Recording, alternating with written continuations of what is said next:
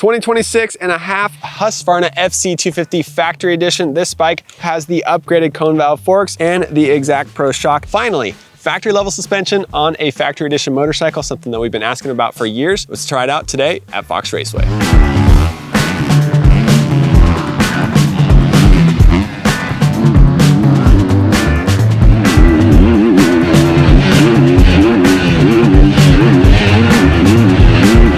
You guys know that we appreciate the FC250 Factory Edition and all of the upgrades that come on this model. We especially love the white frame that comes on here. In this video though, we're gonna hone in on the suspension. $6,000, that's what it would cost retail if you were gonna buy those forks and this shock.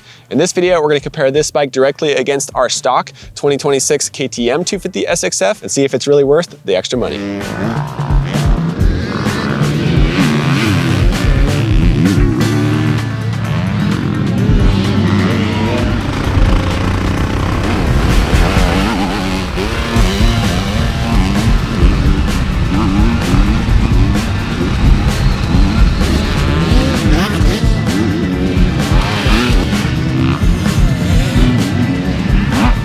Husqvarna FC250 Factory Edition. We spent 4 days of riding on 3 different tracks with 7 different test riders, and we put 7 hours on this Factory Edition FC250. One thing I'm really thankful for is that they spec'd factory level suspension on a Factory Edition motorcycle for the first time. Thank you, KTM. Thank you, Husqvarna, for doing that. We loved the suspension on this motorcycle. Now, if you guys watched our KTM 450 Factory Edition, which we just posted that video recently, MX8 test riders, we were a little iffy on the suspension on that motorcycle. Definitely more on the stiff side, not functioning as well. This Husqvarna FC250, man, we like the suspension on this thing. Sucks to the ground much better, traction is better, and we also appreciate that it is 1 inch lower to the ground than a stock KTM. Previously, every year up until now, a KTM, Husky, or Gas Factory Edition, they all had the same suspension across the board. It was the same as the stock KTM. Thankfully, for 2026, they differentiated the bikes. A Factory Edition from Husky has 1 inch lower suspension, like the stock motorcycles. Factory Edition from KTM, standard level suspension, like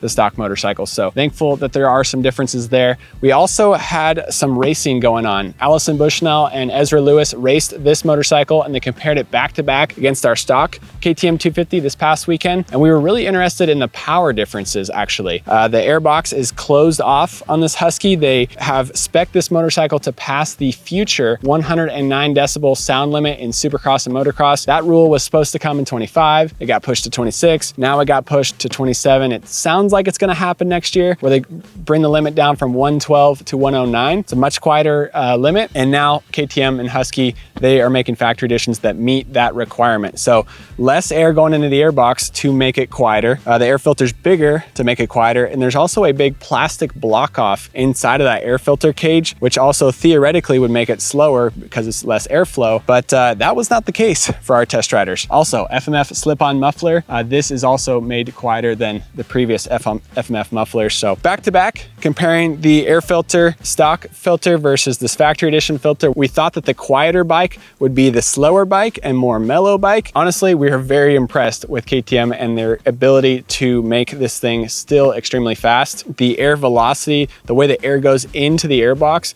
I think they manufactured it perfectly to keep great throttle response. And some of our test riders, Trevor Nelson rode it, Ezra Lewis rode it, Ernie Becker rode it, Allison Bushnell rode it, Robbie and Thomas rode it, I rode it. Some of our guys thought that it was actually faster with the closed off airbox and with the closed off air filter cage. So we went back to back, stock filter cage, stock filter versus factory edition cage, factory edition filter. You would think the blocked off filter cage was slower and more mellow, but actually some people felt there was a little more throttle response there. So there are some positives, even though this bike is quieter.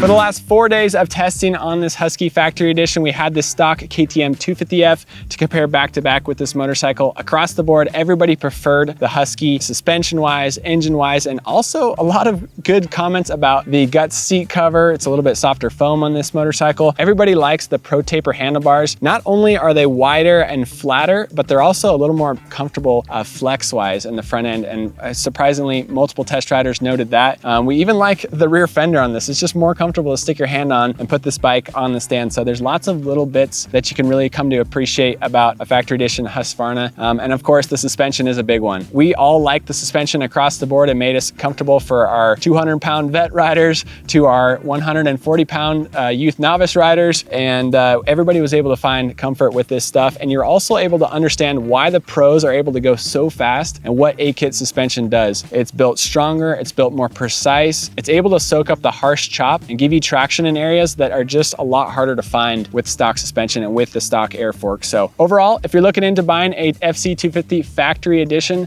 $12,649, I believe it is, for this motorcycle, and man, it is worth the upgrade. So overall, we had a ton of fun on this FC250 Factory Edition. I didn't even talk about the GPS and the transponder that comes stock on this, the Husqvarna Connect app. You can connect your phone to your motorcycle to monitor lap times through the Lit Pro leaderboard, and also to see how many times you upshift around the track, how much air time you catch, how fast you're going mile per hour wise, where your RPMs are. It's honestly insane, the analytics that go into that Lit Pro app, and it comes stock on these factory edition motorcycles. So that's really cool. However, one thing you have to be aware of though, is that you need to make sure your transponder turns off when you're done for the day, because we did have a dead battery unfortunately, this didn't turn off right away for us. So be sure to keep your eyes on that. Also be sure to keep your eyes on the spokes. We did blow out 5 spokes on our KTM 450 Factory Edition rear wheel, and that's something that you really need to keep an eye on with any KTM, Husqvarna, or gas motorcycles. The spokes will come loose, especially when you're breaking in new wheels. So keep an eye on that.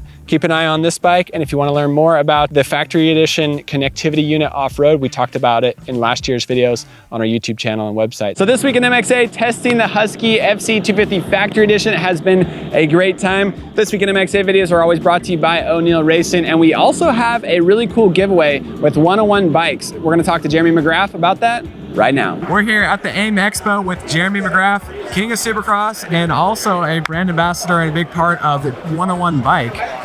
It's pretty cool. We've been riding on the Cardiff model electric bike.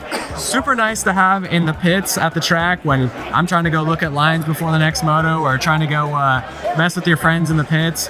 So it's convenient that way. Also convenient because it's got the nice long seat on there. We could throw a couple people on the back. Yeah, the pegs, little flip down pegs. Exactly. Yeah. So we have some fun cruising around the pits. But Jeremy, tell us a little bit about 101 Bike. I mean, what it's all about. And electric bikes are kind of taking off. So what got you into this market? I mean, well, all right. So you guys know, I started my whole career thing on BMX bikes. I mean, I'm a bike guy at heart. Yeah. And it's obviously really neat that they tied the AIM show right around Supercross this Saturday, right? Yeah. So it's pretty cool. But yeah, we're here with our 101 Bike company. We have the Cardiff here, and our thought process was like, hey, there's the e-bike business is growing, right? It's huge. There's the market's just like taking off like crazy, like you said. So our idea was like, all right, let's make something that's a better version of what's out there. So let's make something that's cool, something the moto guys, with some more detail, right? For sure. And so that was kind of our idea behind it. Got the team together. We got some COVID with me and Eddie Cole and kind of the group here. And we have Bob Harrell's our designer. It's pretty neat in that way. Yeah. But we just kind of, look, it's been a steep learning curve, right? I'm a dirt bike guy, not a super business owner kind of guy. But we're having a lot of fun. We love bikes, and all of our kids are riding them. We're all riding them, and it's kind of opened my eyes up to like what these e-bikes are for. Like you said, you run around the pits, you run around anywhere, you run around the races. Like my mother-in-law has them. They go camping with these things, and so overall, it's been a great success. Again, fun learning curve. We got a couple new models that are coming, so it's been exciting. That's cool. So 101 Bike, the 101 theme, I'm guessing is coming from the 101 freeway down California, right? Yeah, Highway 101, of course. It's everyone knows what it is. It's pretty famous. Yeah. All down California. Yeah. That's where we live. Yeah. That's where we ride a lot of e-bikes. And the bikes are named after different beaches along California as well, right? Right. Yeah. Right here's the Cardiff. The new model we have is a little bit smaller profile for obviously we want to hit the market of like junior high kids too, right? because they can't drive yet. Yeah. And if you go to the junior highs by our house, there is piles of e-bikes. Yeah. So I'm like, why are we not an e-bike company? You know, so our new model is going to be called the Carlsbad, and we have a Recon over here, which is a little more kind of a beefy, a little more knobby, a little more moto inspired.